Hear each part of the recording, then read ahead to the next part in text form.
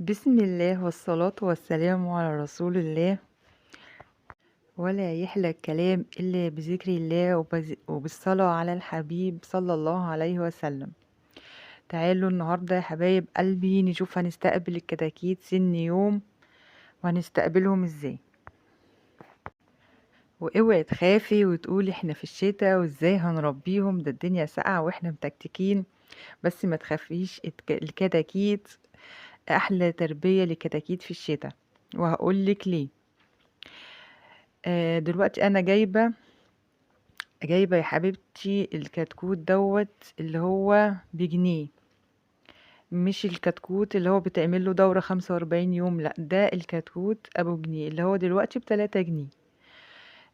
حبيبة قلبي، دوت هنعامله معاملة الكتاكيت البلدي بالظبط، لان ده بيقعد معانا دورة طويلة شوية.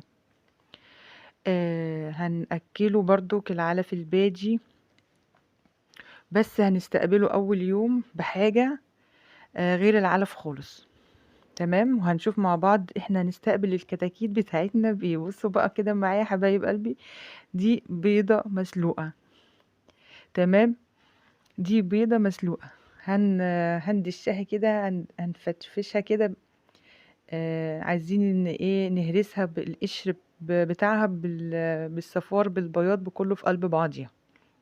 تمام، احنا دلوقتي الكتكوت طالع من البيضة، هو برضك واخد غذاء من البيضة، نفس الصفار ونفس البياض هو ده غذاء في البيضة. فاحنا اول يوم هنستقبله على البيض. وطبعا دي شيشة ناعمة خالص خالص خالص. يعني شيشة عادية وانا نخلاها، دي النخالة بتاعت دي الشيشة العادية، انعم حاجة فيها يعني. طبعا جبت منخل كده، زي مصفة الشاي كده مثلا، فنخلت الدشيشة وخدت منها الحاجات الناعمة خالص. تمام. عايزة اقول لكم بقى الطريقة ديت، والله اقسم بالله انا ما شفتها في نت ولا شفتها في اي حتة. بس انا الطريقة ديت والدي الله يرحمه كان بيعملها دايما. لما كنا نجيب كتاكيت صغيرة فكنا دايما ايه، اول يوم ناكلهم صفار البيض او البيضة كلها على بعضها. تمام يا حبيبة قلبي، دي اول حاجة، دي اول نقطة هنتكلم عليها النهاردة في استقبال الكتاكيت. لكن في حاجات تانية برضو كتير هنتكلم فيها. شوفي بقى كده معايا، اول ما بحط لهم البيض بينزلوا عليه ازاي. لو حطيتي شيش عادية مش هياكلوها كده، وبرضك لو حطيتي العلف العادي مش هياكلوه كده. هما يعني ريحة البيض والبروتين اللي فيه والكالسيوم بيخليهم يجروا عليه. وطبعا الإفادة مش عايزة أقولك بقى الإفادة من البيض قد إيه. يعني ممكن يعني الصبح تعملي لهم بضاية وآخر النهار مثلا تعملي لهم بضاية. يعني أول يوم هتهتم إن انت ايه تأكليهم بيض، يعني مش بضاية واحدة وتسكتي، لأ، يعني ممكن الصبح واحدة وبالليل واحدة، تاني يوم واحدة لو قدرتي عادي. عامة أنا مش جايبة كمية كبيرة أوي يعني، فطبعا ايه عملت لهم أول يوم بس بضاية الصبح وبضاية بالليل. طبعا أنا قلتلك ما تخافيش من تربية الكتاكيت في الشتاء. ليه بقى؟ لأن زي ما انت شايفة كده أنا حطاهم في صندوق معايا في الشقة تحت مش على السطح. ده أول أسبوع بس. وحاطه لهم اللمبة، وطبعا ايه مقفلة عليهم، يعني سايبه لهم كده تهوية كده بسيطة خالص. تمام، هيكبروا ويبقوا معاكي زي الفل، ما تقلقيش خالص. بعد اسبوع او اسبوعين تطلعيهم بقى على السطح عادي جدا. واول يوم هتبقى لمبة اللي هي الصفرة اللي هي بتدي حرارة عالية، وتاني اسبوع اللمبة الموفرة عادي. ده بقى تاني حاجة هنستقبل بيها الكتاكيت. وبرضك حاجة مهمة جدا جدا في استقبال الكتاكيت، يعني العسل. طبعا كلنا كان عندنا فكرة عن استقبال الكتاكيت بالسكر ومية بسكر ومش عارف ايه، كل الكلام ده غلط. العسل احلى حاجة لاستقبال الكتاكيت اول يوم. مش هنحط كتير طبعا، معلقة على كوباية مية او سنتي على لتر مية زي ما انت عايزة. يعني انا بقولك الصح وبقولك اللي ممكن اللي يبقى متاح ليكي عادي. طبعا انا بحط لهم في طبق صغير علشان هما طبعا ايه لسه لو حطيتي السقاية في المكان ده طبعا مش هيبقى فيه مساحة ان هما يقفوا ولا يتحركوا. فحطيت طبعا طبق صغير كده وحطيت فيه كوباية على اساس ان هما برضك ما يدخلوش جوه الطبق ويغرقوا روحهم ويتبلوا ويبردوا. فانا حطيت الكوباية على اساس ان هما ايه، يعني يمدوا بوزهم بس، يعني يمدوا كده يشربوا بس كده من بعيد. طبعا لو اتبلوا طبعا هتبقى مشكلة كبيرة. فطبعا الفكرة دي حلوة ان انتي تعمليها عشان طبعا المساحة مش هتاخد سقاية. انا عندي السقاية طبعا وعندي الاكالة بتاعتهم وكل حاجة، بس طبعا ابتديت بالحاجات الصغيرة دي لان هم صغننين ولازم احط لهم حاجات صغننة زيهم. تمام كده. يبقى كده معانا اول يوم البيض، وفي المية العسل. خلاص اتفقنا. هنمشي بقى على الموضوع دوت كام يوم كده. يعني البيض ممكن توقفيه من تاني يوم، لكن العسل ممكن 3 ايام مثلا. ماشي، دي اول هام. كده خلاص خلصنا موضوع العسل وموضوع البيض. هنخش بقى على ايه؟ التحصين بقى الحلو الجامد ده. ده بقى تحصين ملوش حل.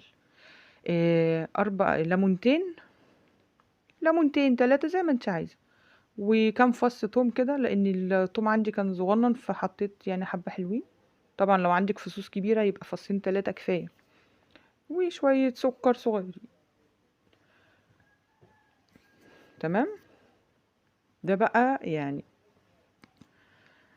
ده بقى يعني مضاد حيوي طبيعي، مضاد حيوي طبيعي. ويعني مش مضاد حيوي بقى ان هو يأذيهم، لا ده بقى مفيد، يعني مش هيضر، هيفيد. ده بقى طبعا عشان انا حاطاه طبعا معايا الكتاكيت معايا تحت في الشقة، فممكن يلقطوا مننا احنا نفسنا البرد، واحنا ممكن ما يكونش باين علينا برد لكن هم يبان عليهم.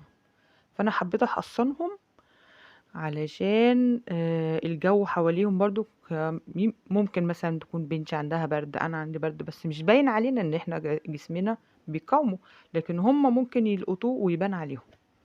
فطبعا التحصين اهم حاجة برضو علشان تتجنبي اي حاجة، وحاجات كلها سهلة وفي امكانياتك يعني، ولا تشتري دواء ولا تشتري اي حاجة. المضاد الحيوي الجميل اللي هو وبرضك في السقاية زي ما انت شايفة كده. وبرضو هنحط الكوباية علشان ما يتغرقوش. تمام. لو وصلتي بقى معايا لحد هنا، انزلي اعملي بايدك الحلوة اللايك. ربنا يبارك لكم في حاجاتكم، وتربوا كتاكيت وتربوا بط وتربوا كل حاجة ان شاء الله. عايزة اقولك ان انت لما تكوني عندك سطح وعندك مكان وما تربيش، يبقى انت كده اكبر غلط عملتيه في حياتك، لان التربية دي والله العظيم ممتعة ومسلية وكمان انتاج.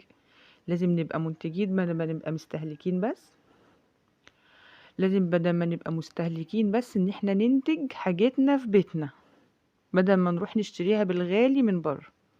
شوية كتاكيت زي دول الله اكبر يكبروا معاكي على رمضان مثلا، قبل رمضان مش مشكلة، الخير يبقى موجود في البيت. تمام يا حبيبة قلبي. والبط برضو تربيته سهلة جدا جدا جدا. البط يمكن اسهل كمان من تربية الفراخ. يعني تربية البط من اسهل ما يمكن، وانتاج لحم جميل جدا. ولو انت فعلا عايزة تكوني منتجة وتنتجي حاجتك في البيت، يعني لازم ان شاء الله ان شاء الله لازم تجيبي بط. طبعا انا مش موضوعنا دلوقتي عن البط، بس انا حبيت يعني ايه اشرح لك يعني وافهمك عشان انتي تكوني كمان انتي منتجة، وربنا كده يكتر الخير عندك، وتهتمي وتقومي تنفذي على طول ان شاء الله باذن الله. حتى لو ما عندكيش مكان وعندك مثلا بلكونه، عادي اللمبه هتحميهم.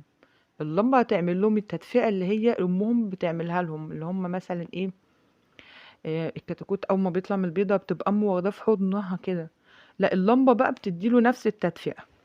فما تخافيش وهاتي وربي وحطي اللمبه واذا كنت خايفه على سحب الكهرباء، هو اول اسبوع بس اللمبه الصفراء تاني اسبوع هتحطي لمبة موفرة عادي جدا، كأنك حطاها في مطبخ في حمام. اللمبة اكنك ايده لمبة يعني في الشقة عادي جدا. اللمبة الموفرة مش هتحسسك بأي غرامة كهرباء يعني، متخافيش. طول ما انتي محافظة عليهم هيكبروا ويبقوا زي الفل معاك ان شاء الله. تمام. وزي ما قلتلك كده في البداية ان ده الكتكوت اللي هو ب3 جنيه، كان الاول بجنيه، دلوقتي بقى ب3 جنيه. بس عايزة اقولك ان انتي لو اهتميتي بيهم هيبقوا زي معاكي زي الفراخ البلدي بالظبط. يعني حلوين مش وحشين والله، بس انتي اهم حاجة تهتمي بيهم. عايزة اقولك ان دوت يعتبر ارخص كتكوت موجود حاليا. يعني هو زيه زي البلدي، بس سعر البلدي بقى غالي جدا. سعر الكتكوت البلدي بقى غالي جدا. ان شاء الله هعمل لكم فيديو عن اسعار الكتاكيت والبط باذن الله. بس عايزه اقولك ان ده ارخص سعر كتكوت، وفي نفس الوقت يعني لما بتهتمي بيه بيبقى زيه زي البلدي بالظبط، مفيش اي فرق. طول ما انتي بصوا بقى انا بوريكي هنا